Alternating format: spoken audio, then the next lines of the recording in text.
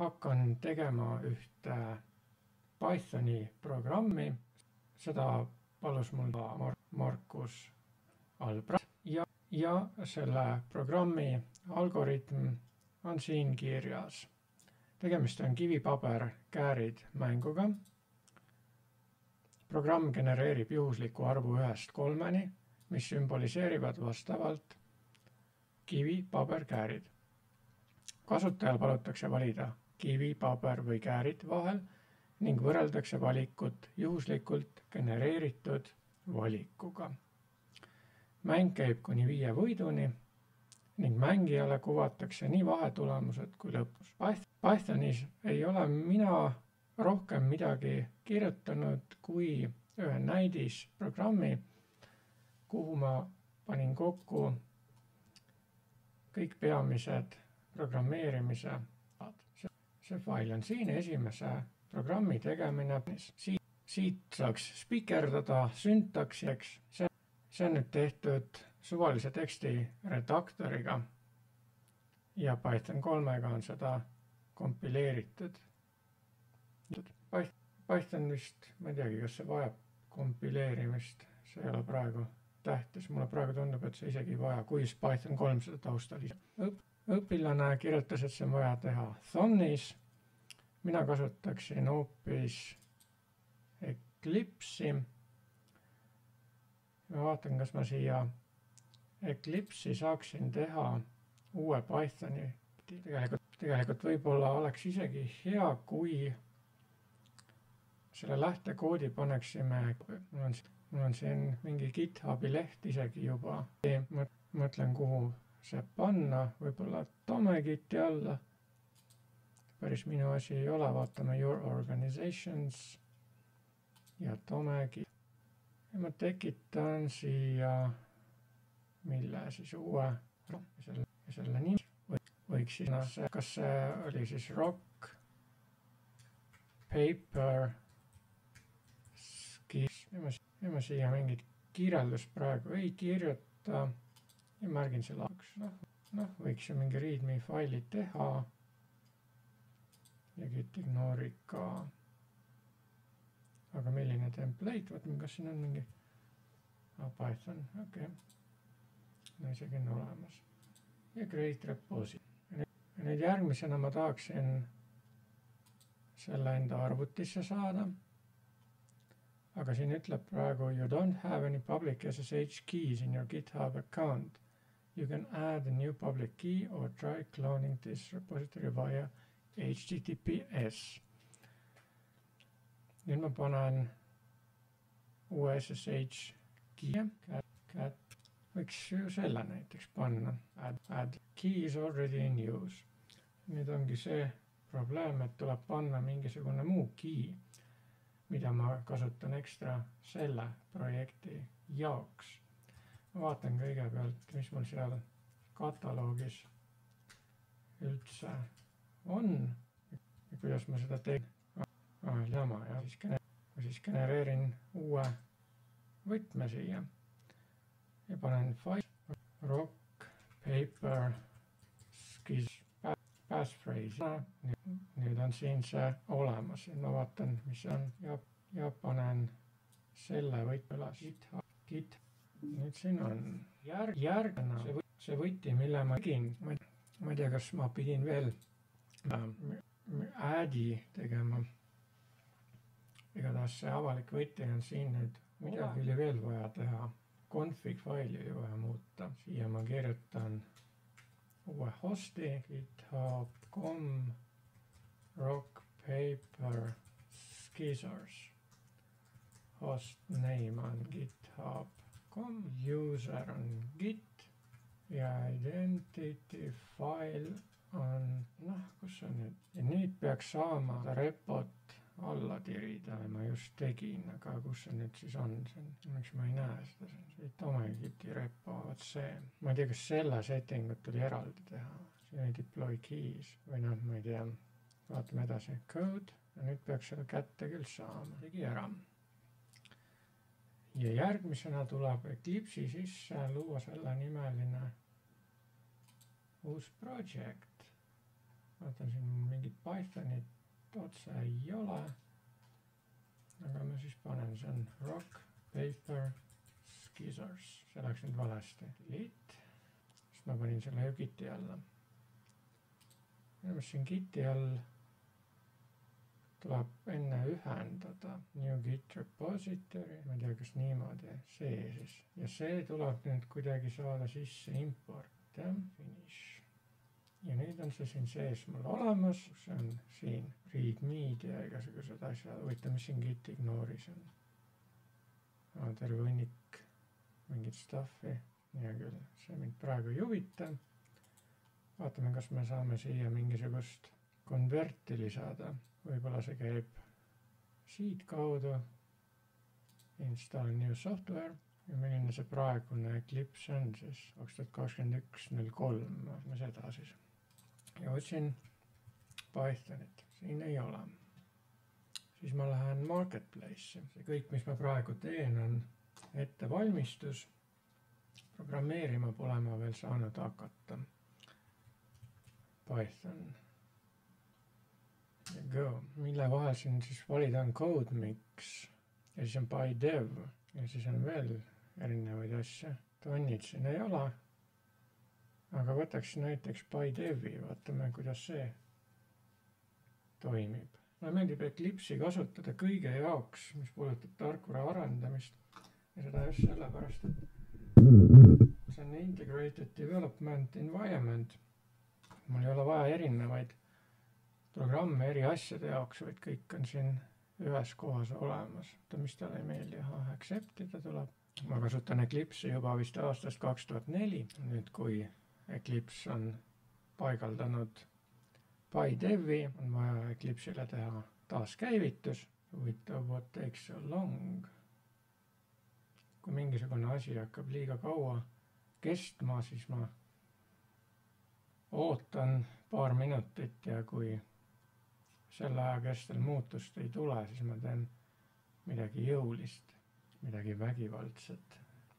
Siis ma lähen vägisi kallale. Vaataks nüüd 2 minutit veel, siis muutus toimub. Ja Eclipse on tagasi, näeme, et hunnik protsesse toimub siin veel. Ma ei tea, mis see deferred early start on. Seda ma ei taha, remember ja skip. Ja kas mul on siin nüüd mingi uus perspektiiv ka, nagu näiteks PyDevi perspektiiv. Rock, paper, scissors, selle võiks nüüd kuidagi konfida ära. Ja ma ei tea, kuidas see käib. Ma teen siia hoopis uue faili siis. Kas siin on? PyDev on, siin on Django, siin ta laseb isegi teha uut PyDev project'i, aga ta ei lase nagu ühtki faili lihtsalt teha. Vaata, mis juhtub, kui ma siia vajutan. Ma panen siia lihtsalt mingi test, project interpreter not specified, config first and path, choose from list. Ma tea, siin on nii palju erinevaid neid. Võtame siis selle 3.8, select the folders ja finish. Ma ei tea, mis siin sees nüüd ei lase ju midagi teha. Siin saab mingit new'd teha. New PyDev module. Test not found. Will be created. Template. Okei, ja siia võiks ju saada nüüd midagi kirjutada. Nagu näiteks hello. Ma nüüd spikerdan, millega see rida peaks lõppema. Aga rea lõpus ei olegi midagi. Vaat kui lihtne. Ma salvestan. Ja mis ma nüüd sellega edasi saan teha? Kas siin on mingi nupp või? Siin on PyDevi menüü. Global browser. Mind ei huvita. Run as. PyDev. Apply 2 to 3. Ma ei tea, mis siis on. Run as. Python run. Näe, ilusti töötab. Miks ma siia oma rock, paper, scissors sisse ei saanud seda teha? Set as PyDev project. Okei. Nüüd ma saan siia sisse teha neid asju. Ka vist mingi fail. Ma saan PyDev moduli teha. Mõistlik oleks vist mingisugune package teha kõigepealt. Panna package'i nimeks midagi üldist. Javas näiteks alustatakse piirkonnast, ehk näiteks EE, aga ta tahab mingit source folderit ka. Ja küll ma ei pane praegu package'id siis, aga ta tahab ikkagi. Ja küll, mis ma mooduli nimeks paneksin, see on eraldi projekt lausa. Paneks sama nime siis. Sest kas mul oleks vaja esialgu eraldada seda kõike, sest kui ma teeksin objektorienteeritult, nagu ma teeksin selle asja näiteks ECMAScriptis, siis ma teeksin mingi klassi või PHP's teeksin ka klassi, aga praegu Pythonis, kas ma Pythonis ei teinud klasse või? Ei, ma ei teinud, ma tegin lihtsalt mingisugust protsess orienteeritult. Ma teen siis siin ka protsess orienteeritult. Ohohoo, aga mis ma siia nüüd siis, see nime välja mõtlemine, selline huvitav ja tüütu protsess, mida panna nimeks moodulile. No eks pärast saab neid asju ehk vajadusel ümber ka nimetada. Ma panen see sama rock, paper, scissors. Nüüd ta ütleb, et source folder must be specified. No siis tuleb ikkagi mingi package siia panna. Okei, paneme siis niimoodi. EE on piirkond. Edasi on organisatsioon. Panen organisatsiooniks näiteks, ma ei tahaks panna tõtt, mul on Tomegit, sest Tomegiti sees ei ole õ-tähte, on ainult ladina tähed. Ma paneks veel midagi, rohkem isegi, panen enda nime ka. Kuigi ma ei tahaks oma nime niimoodi kirjutada, aga okei, ma kirjutan. Ma teen mingi source folderi ka siia, aga ta ei lase seda valida. No package selected ütleb. See tähendab seda, et ma pean ikkagi siis enne tegema package'i. Ei, ma pean kõigepealt tegema source folder. Tavaliselt nimetatakse neid niimoodi. Okei. Ja kas ma nüüd saan selle mooduli teha?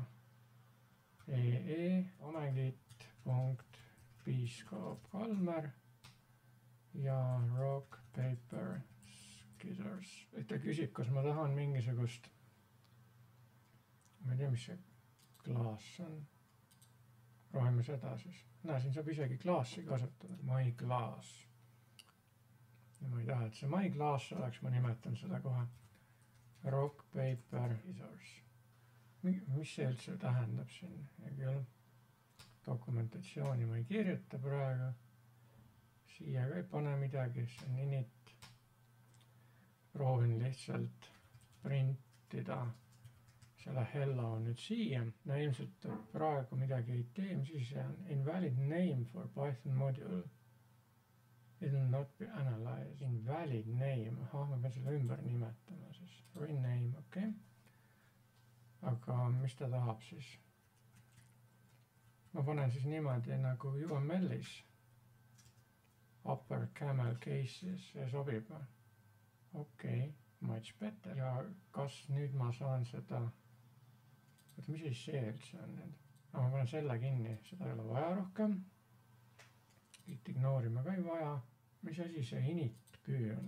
Need on mingisugused tühjad failid, mis on siia tekitatud. Ja kui ma seda tahan nüüd runnida Pythonina, siis ta on termineeritud. Seega ma pean eraldi selle kuskil välja kutsuma. Näiteks niimoodi siis või? Init või? Kas ma nüüd saan seda runnida? Trace back. Self is not defined. Kui ma siia midagi ei paneks, siis tekkis küsimärk. Otsime abi internetist. Python class past year. Midagi kirjutatud selle kohta. No, siin vist klassidel nähtavusi ei ole. Siin öeldaksegi, et need on alati avalikud. Mitte nii nagu Javas või PHP's, kus me saame määrata private, protected ja public vahel. Siin on kõik public. Siin on üks näide nüüd. Class tooga. Siin on hoopis teistmoodi tehtud. Või ei ole teistmoodi. Siin on ka, jah. Siin on lihtsalt pandud mingisugune object. Niimoodi või? Aga kas class meetodit ei saa siis kasutada. Siin tehakse klass koer 2 atribuudiga ja 1 meetodiga self. Ja kui nüüd tehakse Roger, Roger on siis objekti nimi, Rogeri küljest küsitakse atr1 ja pärast jooksutatakse fun'i. Mis siin siis öeldakse, et kui meil on meetod ilma argumentideta, siis peab ikkagi mingi argument olema, sisend siis. Ja klassi meetoditel peab olema eraldi esimene parameeter, see on siis self, jah. Tegelikult me saaksime ka niimoodi kutsuda välja, et mitte lihtsalt Roger fun, vaid dog fun. Aga mis see siis on? Roger siia või? Siin on nüüd eraldi klass tehtud person ja siia on pannud konstruktor sisse. See name on siis sisendparameeter. Aga mul esialgu ju ei ole vaja. Aga siin on params. No ja küll see params olla. Say hi. Ei pea initit vist otsa välja kutsumagi niimoodi. Saame niimoodi teha ja. Aga siin on object. Ei vaata klassil. Ma ei tea, miks siin see object on. Ja nüüd ma saan aru, miks see object on. See oli nagu see eelmine näide, et me paneme instantsi nime sinna, kui see on olemas. Aga meil huvitab see init on params. Panen midagi sellist siia, kas ta siis töötab niimoodi otsa, mingi küsimärk. Ja nüüd töötab ilusasti. Ma ei tea, mis see küsimärk siin on. See küsimärk on vist selle Giti kohta. Ma ei tea muidugi, kas need init failid on ka vaja siis üles panna. Võib-olla on küll. Algus on tehtud. Siiamaani on kulunud 35 minutit. Mis meil esimene asi oli, siis nüüd hakkame selle algoritmi järgi tegema, mis siin kirjas on. Programm genereerib juhusliku arvu 1-3, mis sümboliseerivad vastavalt kivi, paber, käärid. Siin on tehtud üks klassi muutuja või klassi omadus pigem siis. Ja lisaks pannakse objekti omadused. Vaata, mis see nüüd on. Jah, continue. Mis ta nüüd tahab siis? Submit. Et kõigepealt oleks siis vaja juhuslikku arvu. Python random number between range. Ja valin viimase aasta kestel üles kirjutatud juhise, sest see on piisavalt uus. Kõigepealt tuleb importida. Import random. Okei. Kui ma tahan kõike siin sees teha, ma kirjutan siia. Ei. Kas ma kirjutan siia siis import random. Kirjutan sinna, kus see vaja on. Random. Või paneme siis selle, et ta ei ole tegelikult random, võib-olla on ka. Ja küll random index on random and int 1-3. Nüüd on see genereeritud. Me võime ka kontrollida seda. Ma panen print random and index. Ma vaatan selle ära. Võidagi seda kuidagi saan niimoodi ka teha, et ma saaksin mingisuguse kombinatsiooniga kustutada. Delete line, Ctrl D. Okei, proovime. Siis me peame minema rea algusesse. Ctrl D küll ei tee seda. See kustutab ainult tähtaaval. Siin lainile ja nextile on pandud samad asjad. Delete you and delete the beginning. Muudaks selle ära, mis ma siia paneksin. Ctrl Shift D, apply. Töötab. Väga hästi. Ctrl Shift D-ga saame nüüd terve rea kustutada. Ma tahan näha, et see töötab ka. Kas seda saaks ka mingi klaaviga mõistes? Näe, tuli 2. Ma lasen selle veel korra käima. Tuli 3. Siis ma ei tea, kas mingi klaaviga kombinatsioon selle run'i jaoks on olemas. Võib-olla Ctrl F11. Aga seda on väga keeruline vajutada. Kus mul siin isegi on F11? Niimoodi. Töötab. 3, 3, 2. Nii, siis esimene asi on tehtud. Mis on järgmine? Kus mul nüüd see juhend oli? Kasutajal palutakse valida kivi, paber või käärid vahel ning võrreldakse valikut juhuslikult genereeritud valikuga. see, kuidas kasutada input'i küsida, see on mul ju siin olemas. Input'iga käime selle printi praegu sisse, silumise mõttes. Input, kas kivi, paber või käärid. Ma tahan kõigepealt teada, kuidas see toimib. Ctrl-Shift F11, kas kivi, paber või käärid. Ma saan siia kirjutada midagi. Kivi näiteks. Lõpetab lihtsalt ära. Aga seda tuleb võrrelda. Seega ma pean seda sisendi kuskile salvestama. Pythonis andmetüüpe ei tule eksplitsiitselt defineerides või määratleda, siis piisab lihtsalt muutuja nime välja mõtlemisest. Ma panengi rock, paper, or, scissors. Natukene ebamugav siin vaadata, kas mul outline'i on vaja. See rida läheb päris pikaks. Tõmbada seda natukene kokku. Või kuidas seega töötab, see vormindus töötab. Ja nüüd ma hakkan võrdlema seda, kuidas seda if'i kasutati. Jälle vaatame siit, speakerist. Niimoodi. Ja koolon peab olema selge. Järgmise reale. If I statement näha siin. Ei ole. See on mingi muu asi. If me peame kuidagi kõigepealt selle sisendi kontrollima, sest võib-olla ta kirjutas üldse mingi sassa siia sisse. Kas siin switch ka on olemas? Vaatame. Python, switch to Python. Märtsikuus kirjutati, et need on coming. Match 30, siis peaks olema. Võidaks, see töötab. Proovin kõigepealt. Match, rock, paper, scissors, case, kivi. Ma siia lihtsalt printi praegu. Print, stone. Siis ma panen defaulti. Niimoodi, print, nothing. See peaks veel midagi siia panema, aga mis talle siin ei meeldis? Encountered rock, paper or scissors. At line. Column was expecting one of. Siis järelikult seda ei saa teha. Nii põhjalikult kirjutatud sellest, aga kas ma saan aru, et seda siis veel ei ole. Aga mul oli vist 3.8. Huvitav, milline Pythoni versioon on niimoodi saab vaadata seda. Python 3 versioon on suure V-tähega. 3.8 on selge. Siis seda kasutada ei saa, siis tuleb if-iga teha. If-iga ja elif-iga ja else-iga. Ega see ka paha ei ole. Siis teen niimoodi.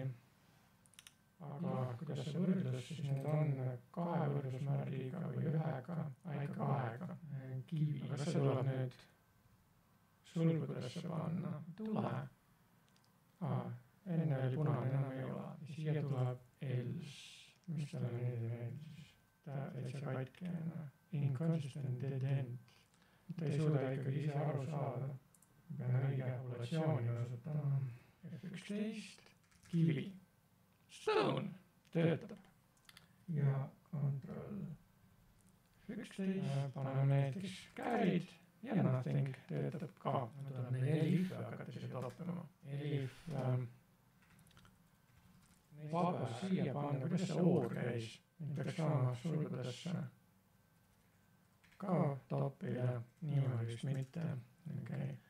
Oor, paber. Tegelikult ma teeks need võrdlused siin kohe ära ka. Rock, paper, scissors, elif, käärid. Panen kirjuta kas kivi, paber või käeks tegelikult eraldi meetodisse panema. Aga praegu ma seda ei tee, seda pole nõutud. Sest siis saaks, et kui te ei kirjuta kivi, paber või käärid, siis saaks anda uue võimaluse. Need on kivi, paber, käärid. Kui on kivi, no oletame, et kivi on 1, paber on 2 ja 3 on käärid, annaks siia sisse selle. Tekitame uue muutuja siia, parem võrrelda. Numeric rock, paper or scissors. Seda ei pea eraldi deklareerima, seega võtan selle siit ära, panen siia, tuleb 1. Muidugi saaks ka mingi eraldi massiivi alguses paika panna, et kivi on 1, paber on 2, käärid on 3 ja siis küsida sealt massiivist. Aga ma teen praegu nii, siin ei ole väga palju neid. Numeric, rock, paper, scissors on 2 ja kääride puhul on numeric, rock, paper, scissors väärtusega 3, vaat nii. Aga nüüd me panime, et see on 1, siis me saame hakata omakorda võrdlema, sest et see on selles suunas, et kivi kaotab paberile, paber kaotab kääridele, käärid kaotab kivile. Anname siia veel if'i numeric, loeme kivi, kui see on väiksem. Me ei saa tegelikult niimoodi võrrelda, et 1 on väiksem kui 3, ja siis meil ei olegi seda arvulist väärtust vaja. Muidu juhtub selline asi, et kivi kaotab paberile ja kaotab ka kääridele, aga ei kaota. Siis ma teeks üldse niimoodi, et if rock, paper, scissor, siin ongi see kivi. Et kui ta on kivi, siis on siin 2 sellist asja, 2 võimalust. Ei, 3 võimalust on. Et kui random index, kui ta on 2, ehk siis paber, näiteks ma prindin praegu välja selle info lihtsalt enda jaoks. See random index 2 tähendab, et arvuti pakkus paber, aga kasutaja pakkus kivi. See tähendab, arvuti võitis elif 3 random index. Sel juhul sina võitsid ja else print weak. Siis meil ei ole neid asja siin vaja. Seda sama asja peaks nüüd paljendama siis igasse kohta siia ja siia ka. Kui on paber, siis peaks võrdlema need, millele arvuti võidab. Kui ma suunas see oli, et kui on 3, siis arvuti võidab ja kui on 1, siis võidab kasutaja. Ja kääride puhul peaks siis olema 1 ja 2, vaat nii. Ja vaatame nüüd, kas võidab arvuti või võidan mina. Ma pakun kivi. Arvuti võitis. Mängime veel. Ma tahan ka võita. Ma pakun jälle kivi. Arvuti pakkus ka kivi. Viik. Ma tahan ikka ka võita. Ma panen jälle kivi. Ikka viik. Sina võitsid. Ma kirjutan jama siia ja nüüd tuleb palun kirjutada kas kivi, paber või käärid, aga programm on oma tegevuse juba lõpetanud. Ma kõigepealt tahan need ülesande tingimused täita, mis siin kirjas on ja pärast kasutaja sõbralikumaks seda programmi kirjutada. Mäng käib kuni 5 võiduni ning mängile kuvatakse nii vahetulemused kui lõpptulemus. Praegu toimub mäng ainult 1 korra, seda on nüüd vaja kordama hakata. Mängile kuvatakse nii vahetulemused, vahetulemus on siis, kes võitis. Ja selle peaks nüüd kuskile siia salvestama, selle võiks salvestada klassi muudesse. Ma panen siia seda, mis ma panen siis wins of computer, wins of user, vaadata, kuidas me saame kasutada neid klassi atribuute nendele viidates lihtsalt niimoodi. Okay. Panen siia nüüd selle, kuna arvuti võitis, siis wins of computer pluss ja wins of computer võrdub 0. Panen siia kõigepealt algväärtused, aga niimoodi ei saa teha seda. Niimoodi ka ei saa. Talle meeldis semikoolon. Mis vahet on sellele, kas panna ette või taha. Praegu ei ole mingit vahet, sest me ei omista seda tulemust mitte kuskile. Ja kui kasutaja võidab, siis on wins of user, mitte niimoodi, vaid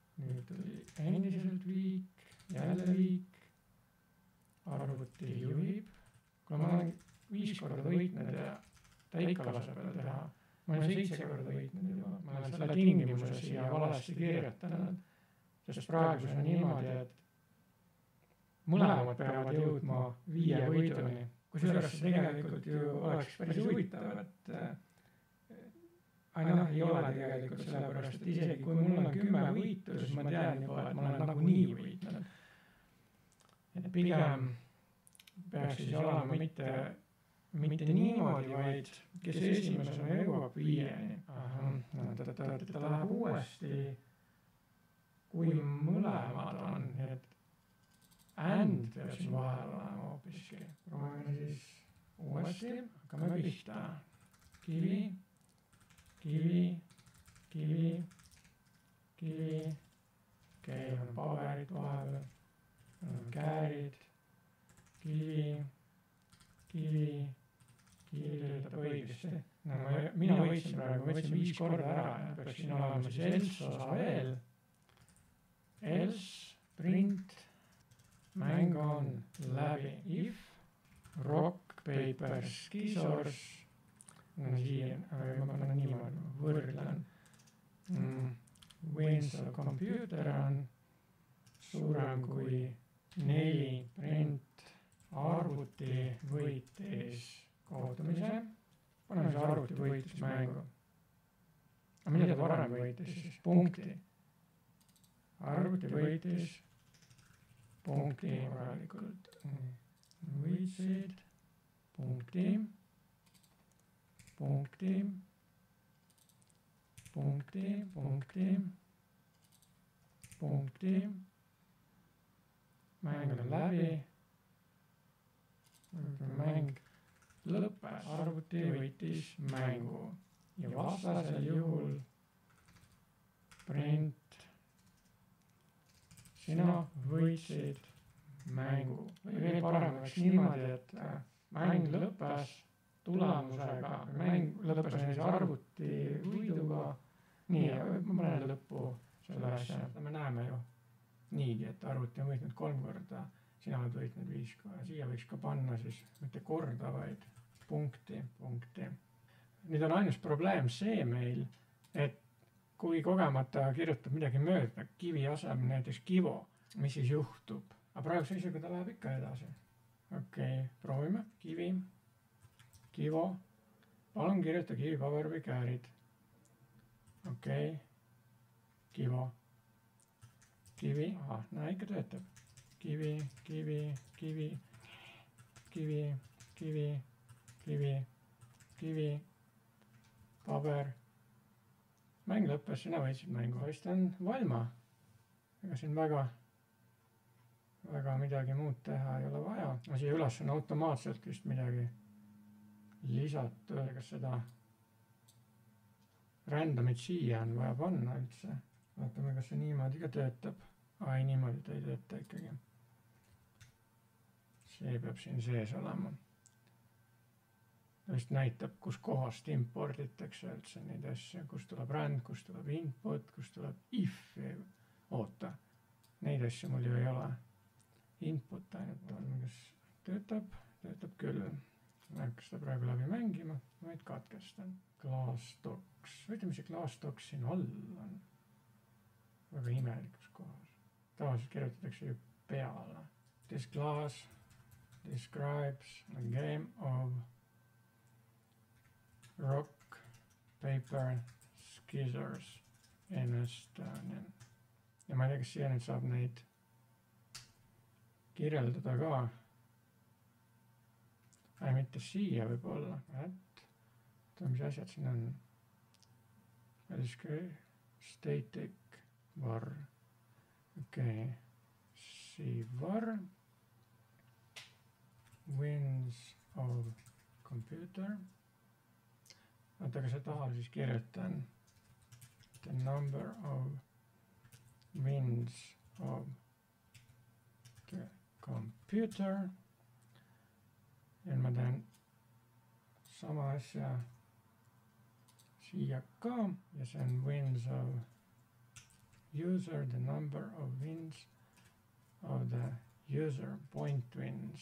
See on konstruktor, hea küll, rohkem vist siin, kas see instantsi muuta. Var rock paper or scissors. This variable contains the textual value of the user input, which can be either kivi, rock, paber, paper. Võtan siit need jutumargid ära, sest neid pole vaja, peatakse inglise keeles hakanud rääkima. Or carried scissors. Aga siin on veel mingid kohti. Selle random indeksi ma võtan maha. Selle printimise. Siia peaks ka panema. So the random choice of the computer either 1 rock, 2 paper or 3 scissors. Mis siin veel siis on? Kuna see on ainult ühes kohas kasutuses, siis võib ju ka niimoodi sellega teha, panna siia. Ma ei tea, kas ta laseb niimoodi teha. Laseb küll. Nüüd võiks lugeda, et see programm on valmis. 77 rida tuli kokku. Lasen selle korra käima. Kui me tahaksime korralikult testida, siis seda tahaks päris tülikas teha, sest meil on neid erinevaid case'e väga palju. Me peaksime need kõik üles kirjutama ja siis me peaksime selle arvutipoolse randomiga. Põhimõtteliselt me peaksime mingi tabeli tegema ja siis kirjutama ära, mis arvud kõik on läbi. See aru. Seda ma ei hakka praegu tegema, selle ma jätan Markuse teha. Aga peale vaadates, mina võitsin. Loll arvuti laseb mul võita. See minu enda välja õpetatud. Kas siin on need kõik tehtud? Jaa, siin on kõik tehtud. Nüüd järgmisena on vaja see lähtekood visata GitHubi email ja Synchronize Workspace. Ja meil on siin hunnik asju. Ma ei tea, need PY-failid, need on mingid tühjad. Ma ei tea, miks need siin on, aga võib-olla need peavad siin olema ka. See on Eclipse'i enda fail ja see on siis PyDev projecti fail. Okei. Ma ei tea, kas seda üldse vaja on. Add to index. Commit message. The whole...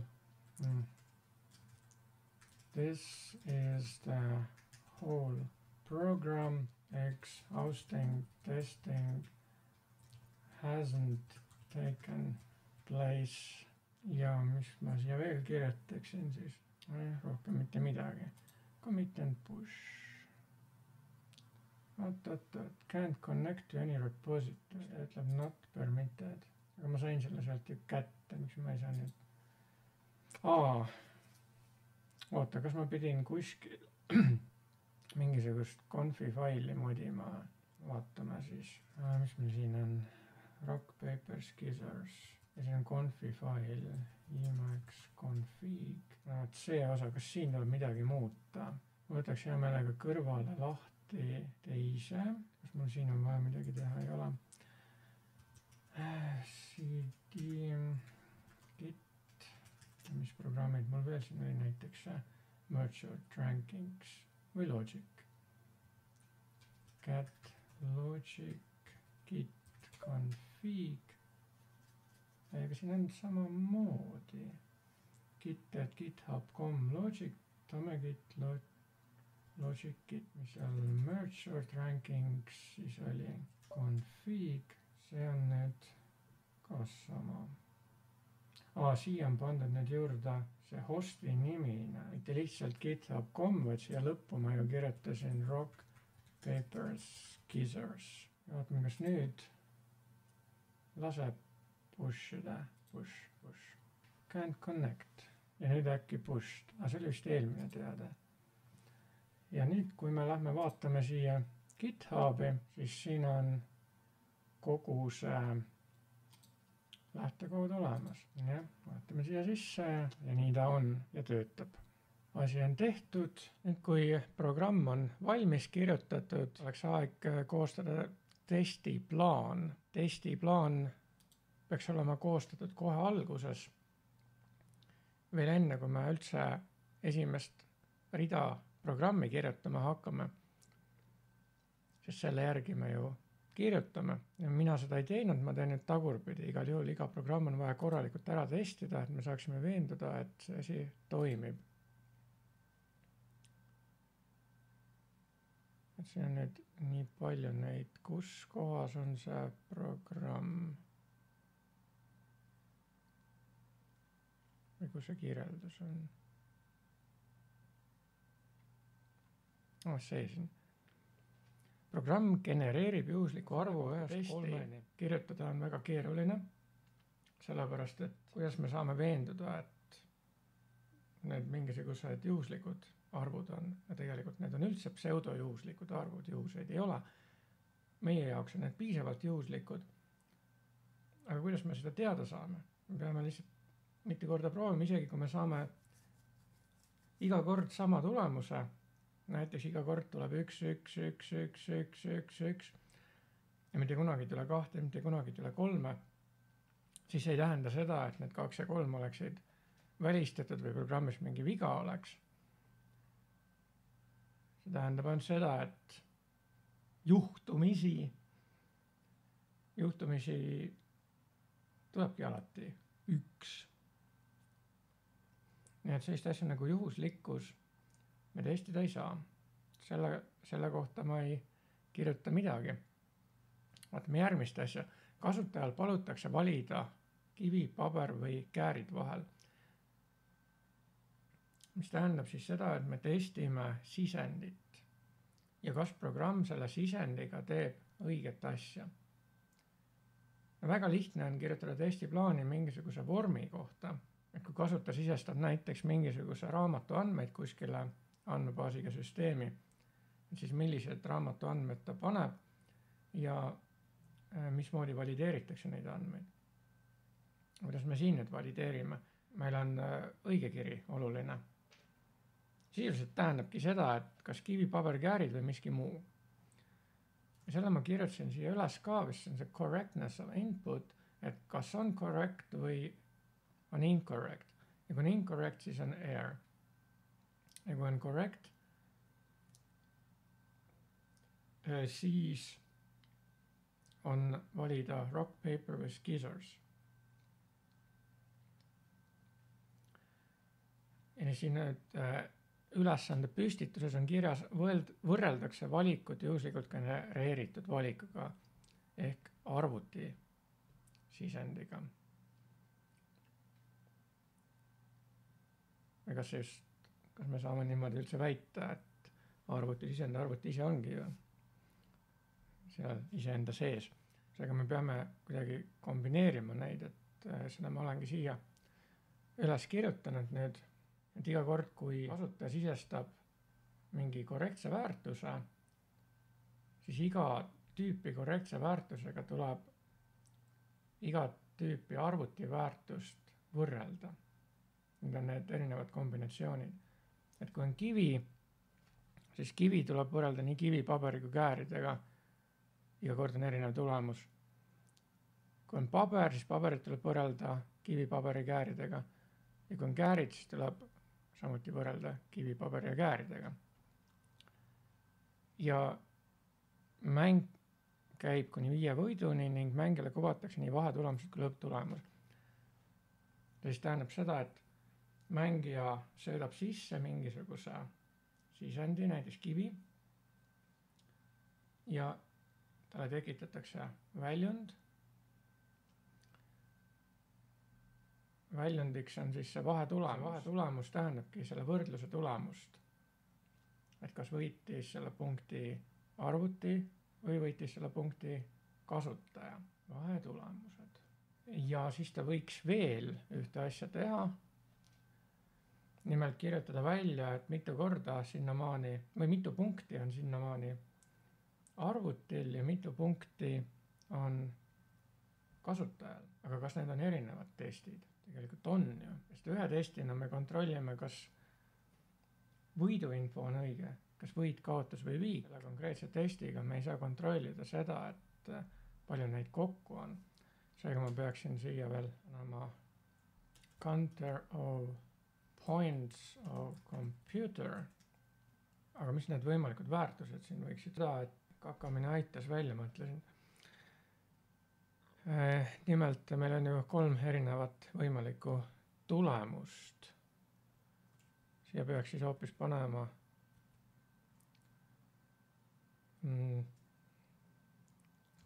draw. Ja draw puhul me küsime seda, et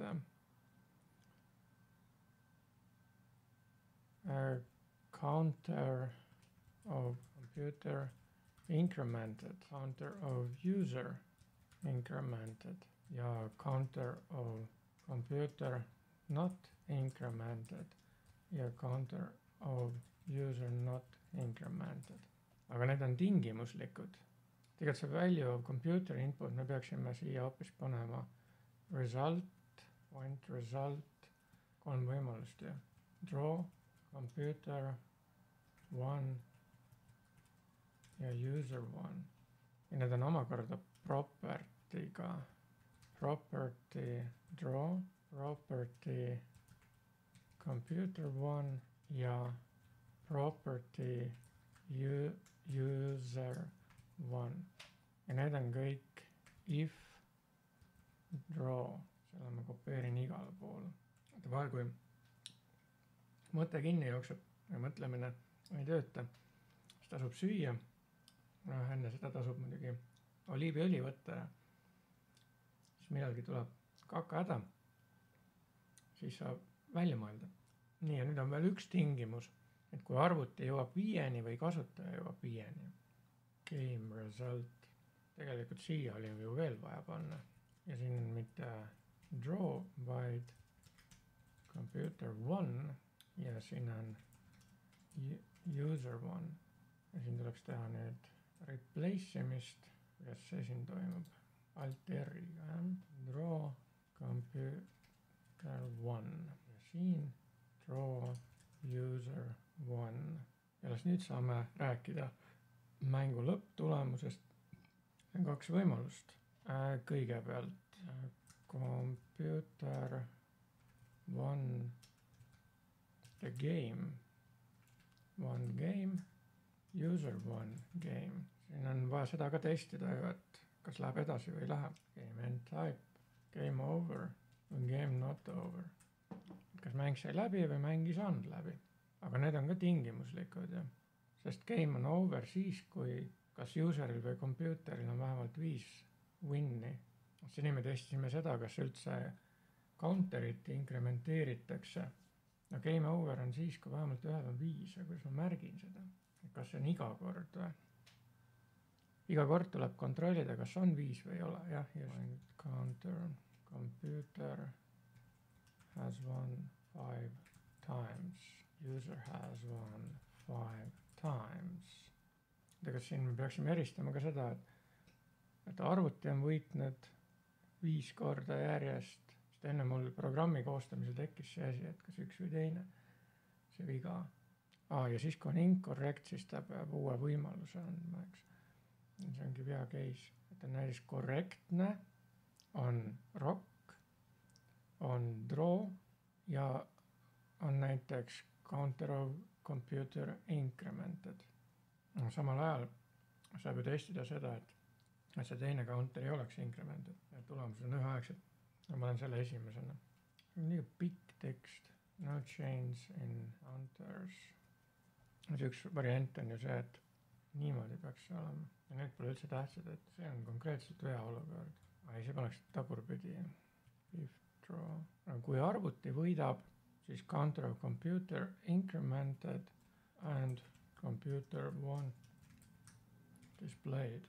Counter of computer not incremented or users counter incremented or computer1 not displayed or something else displayed. Et niimoodi. If computer1 ja siis on error.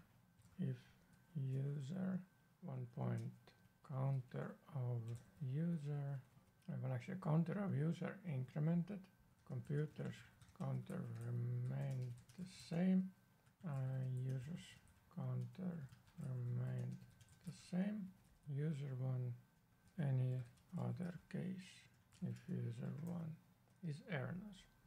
Ja nüüd on siis see point counter, samaaegselt me kontrollime ka seda ju, et kas on 5 korda järjest võitnud, no mitte järjest, 5 korda võitnud.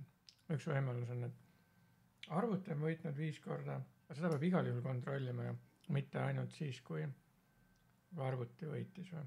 Ja draw puhul me seda ei kontrolli, ainult computer1 puhul. Et kui arvuti võitis, me kontrollime, kas ta on 5 korda järjest võitnud või kas ta on 5 korda võitnud. Siis peab tulema game over ju. Ja mis need teised variandid on siis, et kui kasutaja võitis või. Aga kui arvuti võitis, no game over peab igal juhul tulema, aga me ei saa niimoodi ju ka panna. Okei, me saame, et kui mäng on läbi, et kas ta on läbi ja arvuti võitis või on läbi ja user võitis. Ja kui arvuti võitis, siis me peame kontrollima seda, et kas kogu mäng on läbi või ei ole. Ega siin ongi see, et see 5 times, see oleks nagu mingi eraldi testplaan. Seda me testime ikkagi iga kord. Et kui arvuti on võitnud 5 korda, aga see on tulemus. Et kui arvuti on võitnud 5 korda, siis paneme property on. Et ainult sel juhul me testime, kas mäng on läbi. Property computer 5 times, property user 5 times. Kontrollime seda, et kas, või noh, vaatame algusest peale. Kõigepealt, kas sisend on korrektne või ei ole. Need valikud. Kui on korrektne, siis kas on rock, paper või scissors. Nii oletame, et see on rock, siis on kas draw, computer1 või user1. Ja kui on draw, siis kas no change või change. Ja siis läheb edasi.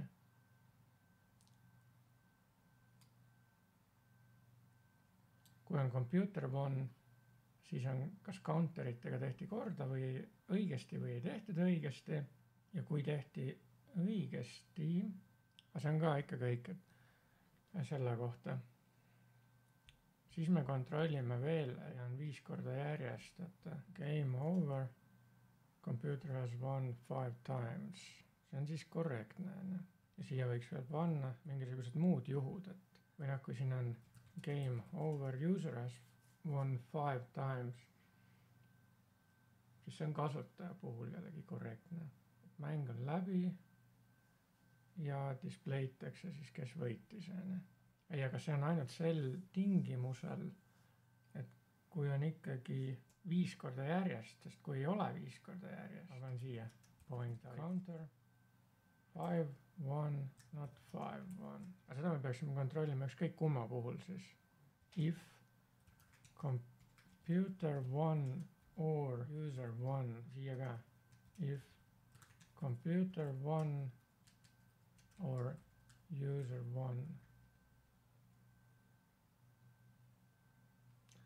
Siia peaks panema ka, et user1 point.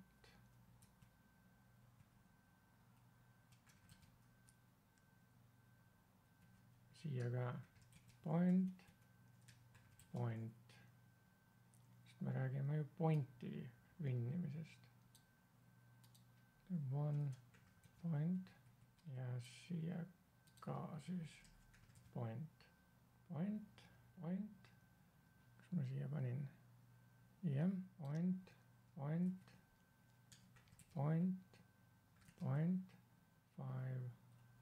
points, 1. Ja need 2 erinevat liiki, et kas on 5 points juba täis või ei ole. Ja kui 5 points on täis, saab olema game over. siia peaks panema siis game result, nii, siia property, aga nüüd ma ei tea, et kumb võitis 5 järjest, aga on seal tähtsust või? Keegi võitis 5.1 ja nüüd siis peab tulema game over või? Siin võiks kohe sul ära testada, game over, game not over. Ja ma olen päris põnevil, millise testplaani see nüüd selle põhjal koostab. Ja siia tuleb siis lõpuks ju kirjutada, et kui on game over, siis ta peab õige sellega, ma jätan praegu need ära. Lasen DSL-i käima, kas siit on ka midagi võtta? Siin on veel singlid. Singlid on need, mida ei kombineerita. Siin ka, kas meil on singleid? Pärast vaatame, kas singleid on mõtet panna. Palju mul neid lahti on? Ja kuidas see nüüd käis siis? Mul on vaja nüüd saada kuskilt, siin siis või? Toshiba peal siis seda vaja. Kuidas seda siis nüüd kasutada? Ma lähen kõigepealt õigesse kataloogi, kus asub mul see DSL text file ja ta asub siin sees. Kus see siin nüüd oli siis? Arvutiteadus ja edasi veebi arendamine, tehnoloogiad, DSL ja generator. Ma lähen sinna sisse, siis vaatan, mis õigustega see on. U pluss X. Aga kas siin usage'i kohta ka kirjutati seda, et milline see väljund fail peab olema? Siis ma pean ikkagi niimoodi tegema, et ma lähen projekti kataloogi, seal sees käivitan DSL-i generaatori. 19 test frame'i tehti. Ma tahan nüüd näha neid, ma vaatan siit. Nii, esimene juhtum on veajuhtum. Correctness of input, incorrect. Et sel juhul siis ei peaks midagi toimuma, et vea teada. Sel juhul peaks teatama, et kirjuta õige asi. Test case number 2. Draw. Kui on weak, siis change encounters. Vaata, miks siin change on? Siin pole ma no change. See on see või? Draw not displayed or something else. See on ka veajuhtum. Üks on see, et me paneme üldse mingi jamas ja siis näiteks ei kirjuta kivipaberkäärid, vaid kirjutame auto. Teine on see, et me paneme ikkagi õige asja, kas kivi, paber või käärid. Ja siis tuleb me näeme, et on toimunud mingisugune muutus või mingisugune vale teade on tekitatud. See on ka veajuhtum. Siis kolmas veaolukord on see, et arvuti võitis, aga ei toimu mingi jama. Ja neljas olukord on, et kasutaja võitis ja toimub mingi jama. Järgmine on case 5. See on siis see, et meil on õige sisend, meil on kivi, meil on weak ja no change encounter.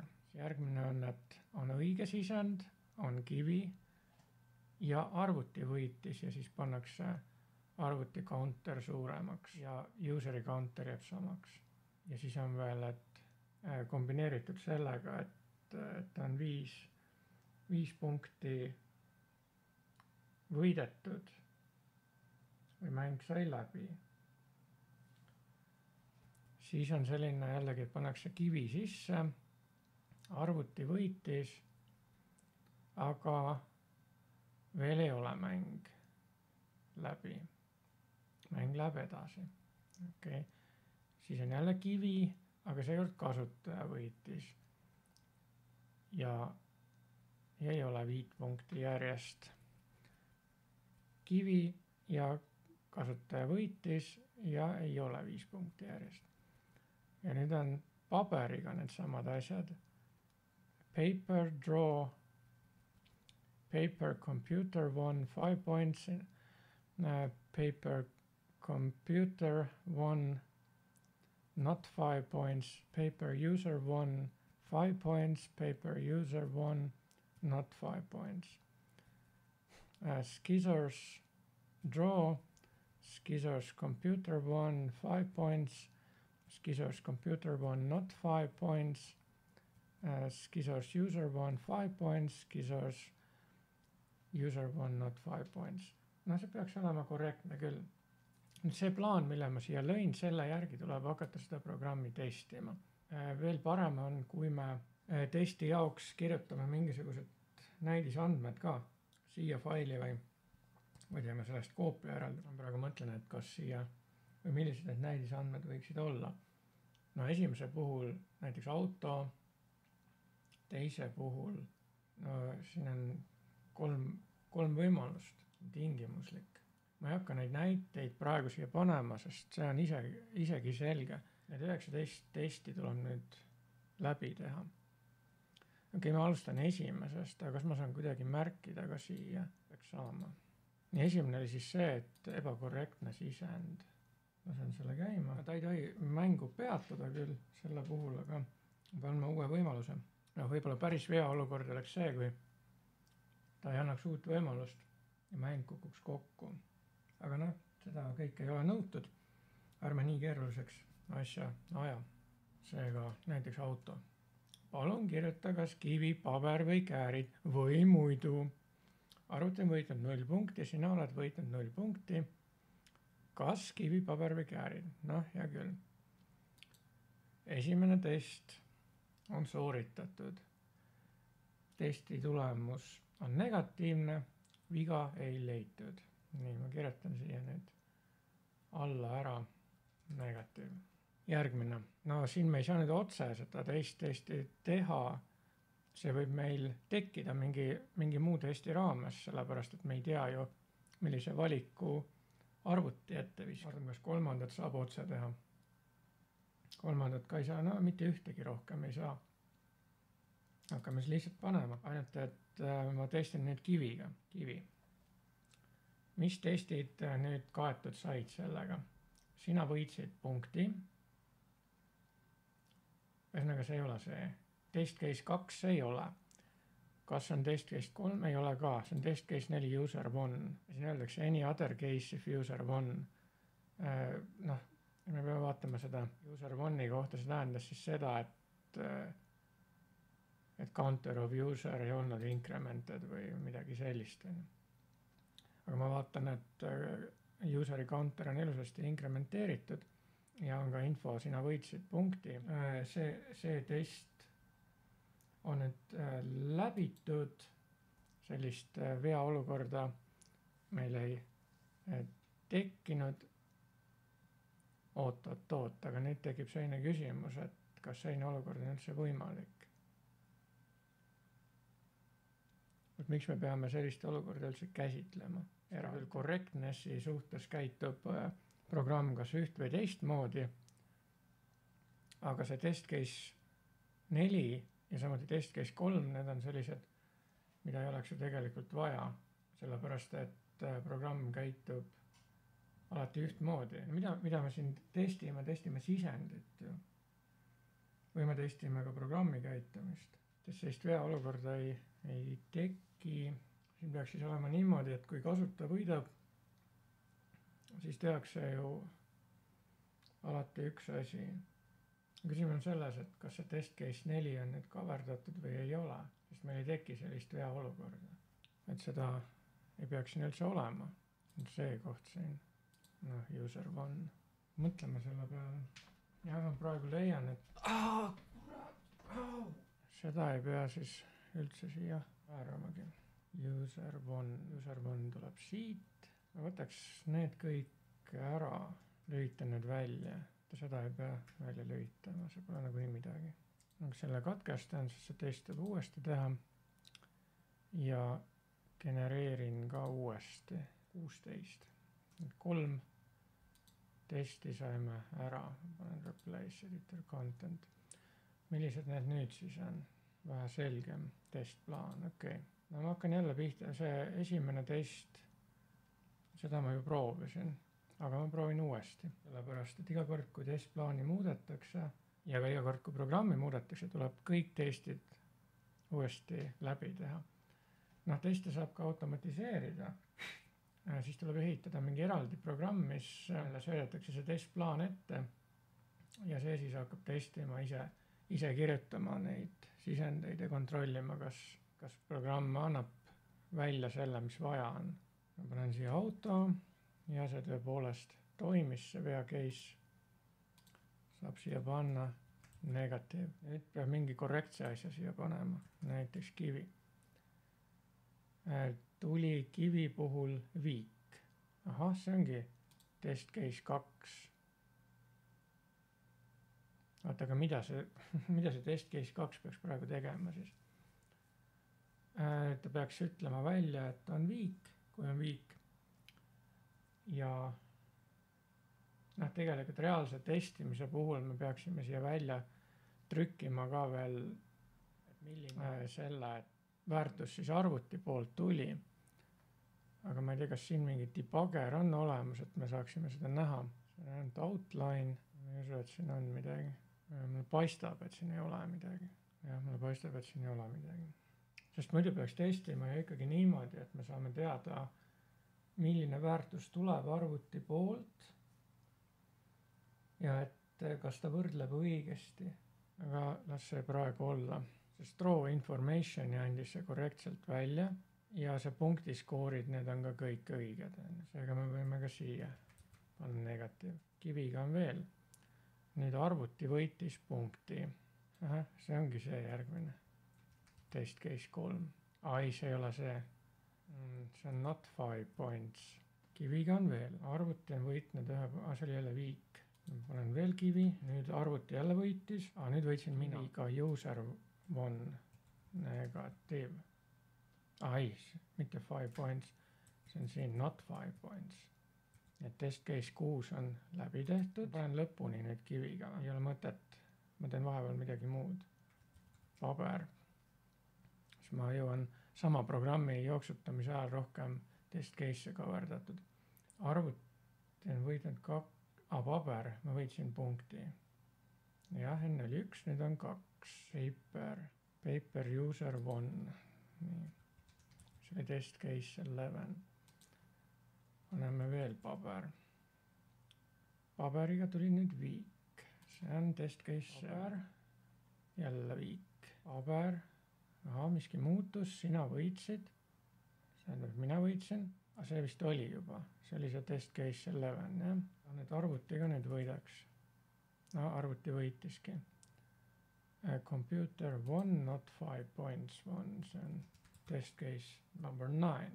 Mõlemad on 3 peal, võib vabalt proovida nüüd kääre. Mina võitsin, 3 läks minu puhul 4, kus see scissors oli, user one, jah, see viimane 16. Nüüd on selline oht, et kääridega ma võidangi ära. Ma võitsingi. Kääridega 4 läks 5, mäng lõppes. Mis case see nüüd oli, siis see oli scissors, user one, oli test case 15. Nüüd tuleb uus mäng teha, sest siin mõned test case'id on veel kaverdada. Näiteks kääride puhul ei ole arvuti veel võitnud, kääride puhul ei ole ka viiki. Paberi puhul ja kivi puhul on viik olemas, aga tuleb lihtsalt lõpuni teha. Nüüd alustame kääridega. Ma võtan vana eest ära ja lasen uuesti käima. Ei, mitte seda ei pane, vaid selle lasen. Okei, paber, käärid. Kääridega tuli viik nüüd, see oli test case 12. Nüüd on kõik viik kääridega, sest et arvuti ei ole veel võitnud kääridega.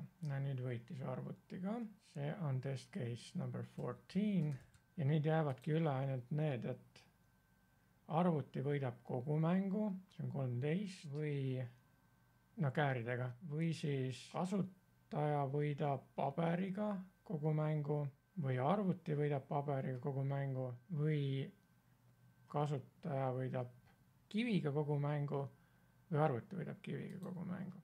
Kääridega oli, vaja, et arvuti võidaks, ma tahaks 13. ära teha. Vaatame siis. Käärid, näed. Läheb hästi. Arvuti paneb 3. järjest. 4 järjest. Nüüd tuli viik. Jälle viik. Ja arvuti võitis. Ja saime käärid kaverdatud. See on siis test case 13. Muidugi siin võib teoreetiliselt ette tulla selline olukord, et me ei saa mitte kunagi seda test case 13 katta seda siis juhul, kui alati näiteks mina võidan. Teoreetiliselt on see võimalik. Alati selliseid asju, kus me pseudo juhuslikkusega tegeleme, selliseid programme on väga keeruline testida. Siis oleks ikkagi vaja mingisugust user input'i ka näha siin. Me peaksime eraldi kuskile välja printima selle, mis arvuti arvuks tuli, kas 1, 2 või 3, et me saaksime sellega võrrelda, et kas läks kõik õigesti. Aga nüüd on mul vaja ükskõik, kes võidaks nüüd kivi või paberiga. Kivi, viik, mina võitsin, viik, mina võitsin, viik ja ma võitsin mängu kiviga. Milline see nüüd on? User won 5 points won, game over, see test case 5. Mul on vaja, et kiviga arvuti võidaks. Kivi, arvuti võitiski kohe. Võits teise otsa. Nüüd võitsin mina. Nüüd on juba skoorid võrdsustunud. Viik, arvuti võitis ja arvuti võitis kõik. Nüüd on test case 3 ka kaetud ja kiviga on kõik kaetud. Näeme 1, 2, 3, 4, 5, 6, 7. Nüüd on meil vaja 8 ja 10 veel katta. Mitte siia ei kirjuta, vaid terminali emulaatorisse. Paber. Viik. Mina võitsin. Mul ükskõik kumb võidab esialgu selle testi puhul. Ma lähen päris hästi edasi. Praegu on kuidagi niimoodi kujunenud, et kui üks läheb juhtima suurelt, siis võidab ka. Mina võitsin 5 points 1, oli computer, user on siin. Nüüd on ainult 11 case veel teha, sest 16, 15, 14, 13, 12, 11, 10, 9 on kõik tehtud. Nüüd on vaja seda computer 1-i. Paber, arvuti võitis, punkti, viik. Arvuti võitis teise punkti, 3. Mina võitsin nüüd ühe. Nüüd on viik. Ma võitsin teise. Arvuti võitis 4. Mina võitsin 3. Viik. Ja kas nüüd tuleb ära? Tuli. Negatiivne. Kõik korras. Üsna primitiivne testimine, et sellist veel põhjalikumat testimist ma siia ei paneks praegu sisse just nimelt eelnimetatud põhjusel, et seda pseudojuhuslikkust peaks siis veel ju eraldi testima ja et kas ikka tulevad need õiged arvud ja võib-olla tuleb kunagi 4 või 5, mis siis saab, kuidas programm siis käituks üldse, kui sööta ette 4 või 5. Kui me vaatame seda programmi lähtekoodi, näiteks kivi ja siis on else, siis öeldakse, et on viik. Ja. Mis on täiesti okei. Nüüd tuleb see sünkroniseerida GitHubiga. Team, synchronize workspace, need 2 uut faili, index ja panen siia selle message'i ka. Program tested according to user inputs. Võime ka kasutaja sisendi testiks seda nimetada. Loomulikult me võime ka veel mingisuguse koormusteste teha ja automatiseerida testimist, aga praegu ma seda ei teeks.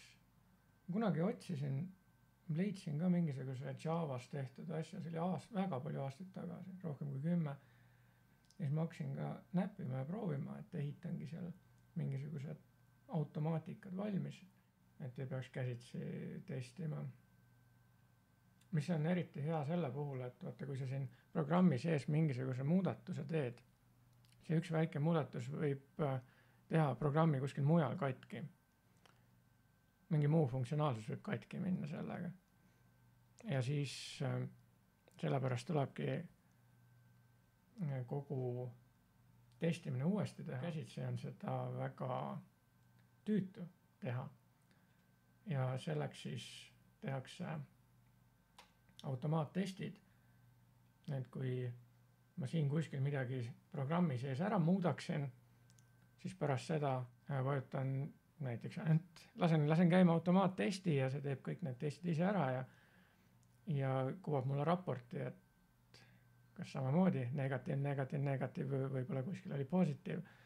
Ja siis ma saan hakata uurima, et mis siis valesti läks selle muudatuse tõttu. Aga jah, praegu see ei ole teema, ma arvan, et nüüd see suvi, mis ees on, et peale 11. juunipäeva ma hakkan ka seda uurima, et kuidas selliseid automaatteste koostada. Ega siin tegelikult midagi keerulist ei ole, sest mis ta peaks tegema, see programm, laskma lihtsalt käsurealt käima selle Pythoni programmi ja siis saama aru, kui see programm midagi küsib ja viskama midagi sisse sinna ja kontrollima, mida seepeale see programm välja. Sellist automaattesti koostamise programmi ei ole vist mõtet ise hakata leiutama, sest neid peaks parasjagu olema.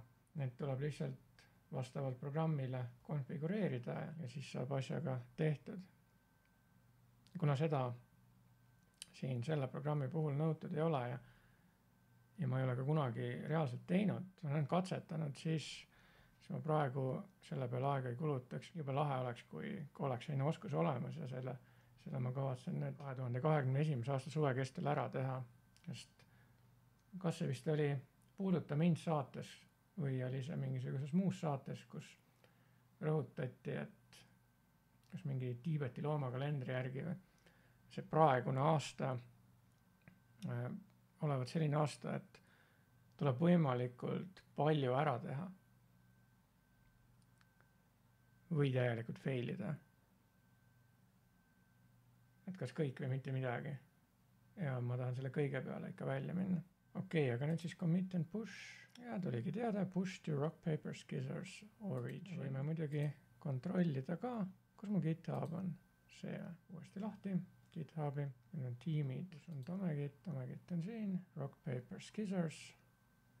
Ja näeme, et need 2 testifaili on ka siin nüüd ühesesti olemas testraportiga. See on siis nüüd kõik selle ülesande kohta. Vaadatud siia readme'sse võiks ju ka midagi kirjutada. Siin on pealkiri praegu. Tavaliselt pannakse siia mingi kasutusjuhend. Tegelikult ma panen siin. Kus see nüüd oli? Pythoni vaade. Readme. Okei, Markdown source. Seda Markdowni hästi mäleta. Aga ma copy paste'in siia ainult selle juhendi.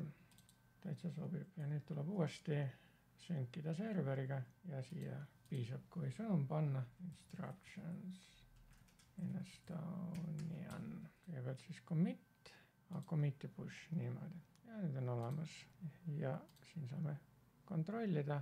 Juhis ka täitsa olemas. Täitsa meeldib, see on nii korrektselt tehtud. Võiks isegi öelda, et perfektselt.